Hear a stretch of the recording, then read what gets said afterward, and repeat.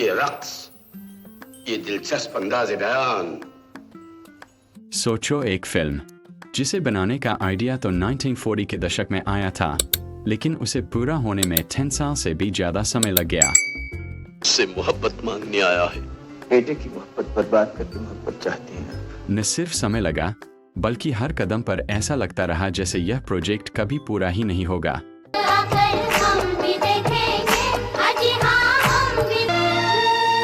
जब मुगल-ए-आजम दोबारा शुरू हुई तो सबको लग रहा था कि अब चीजें ठीक हो जाएंगी, लेकिन असल में परेशानियां अब शुरू हुई थीं।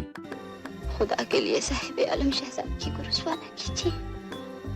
आप आका हैं। बजट कंट्रोल से बाहर जा चुका था।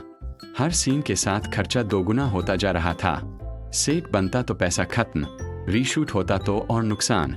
प्रोड्यूसर एक एक करके पीछे हटने लगे। दूर है और सलीम अपनी मोहब्बत से। ये आसिफ का जुनून बढ़ता जा रहा था।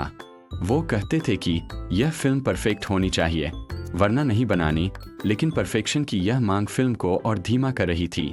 कभी शूटिंग बंद, कभी फिर से शुरू, कभी महीनों का गैप। ऐसा लगने लगा कि यह फिल्म कभी पूरी ही नहीं होगी। इंडस्ट्री के लोग खुलकर कहने लगे थे कि यह प्रोजेक्ट एक फाइनेंशियल डिजास्टर है। कुछ लोग तो इसे शापित फिल्म भी कहने लगे थे। हर कोई शक कर रहा था कि यह आइडिया टिकेगा भी या नहीं। और फिर सबसे बड़ा झटका आया जब असली अकबर का रोल करने वाले एक्टर चंद्र मोहन शूटिंग के दौरान ही निधन हो गए। फिल्म एकदम रुक गई। सेट पर सन्नाटा छा गया। लोग डर गए कि यह प्रोजेक्ट शायद अब दोबारा शुरू ही न हो।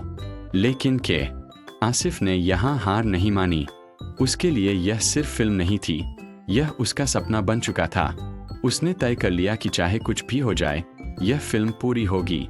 जब फिल्म दोबारा शुरू हुई तो कास्ट बदल चुकी थी। अब पृथ्वीराज कपूर अकबर बन चुके थे, दिलीप कुमार सलीम और मधुबाला अनारकली। लेकिन अब ड्रामा सिर्फ स्क्रीन पर नहीं था, असल जिंदगी में भी सब कुछ चल रहा था। दिलीप कुमार और मधुबाला का रिश्ता सेट के माहौल को और जटिल बना रहा था।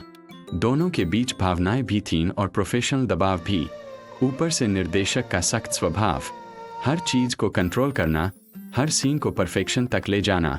कभी कभी शूटिंग के दौरान ऐसा लगता जैसे सेट कोई फिल्म सेट नहीं, बल्कि एक इमोशनल युद्ध भूमि हो। अहंकार की टकराहट बढ़ जाती, बहस हो जाती और कभी कभी शूटिंग रोक दी जाती। एक समय ऐसा भी आया जब मधुबाला को सेट से हटा दिया गया। सोचो, अनारकली के बिना अनारकली शूट हो रही थी। यह फैसला चौंकाने वाला था, लेकिन प्रोडक्शन को चलाना भी जरूरी था। बाद में उन्हें वापस लेना पड़ा क्योंकि उनके बिना फिल्म पूरी ही नहीं हो सकती थी। अब वह पल आता है जहां फिल्म अपने सबसे आइकॉनिक चरण में पहुंचती है। प्यार किया तो डरना क्या, जब प्यार किया तो डरना क्या गाने के लिए जो सेट बना उसे शीश महल कहा गया। हजारों शीशे, जटिल लाइटिंग और ऐसा डिजाइन जो उस समय किसी और फिल्म ने कभी नहीं आजमाया था। इस एक गाने के लिए महीनों तक काम चला। लाइटिंग ट्रकों तक से लाई गई, हर प्रतिबिंब, हर कोण को परफेक्शन तक पहुंचाया गया। निर्देशक कहते थे कि जब तक शॉट परफेक्ट नहीं होगा तब तक आगे नहीं बढ़ेंगे।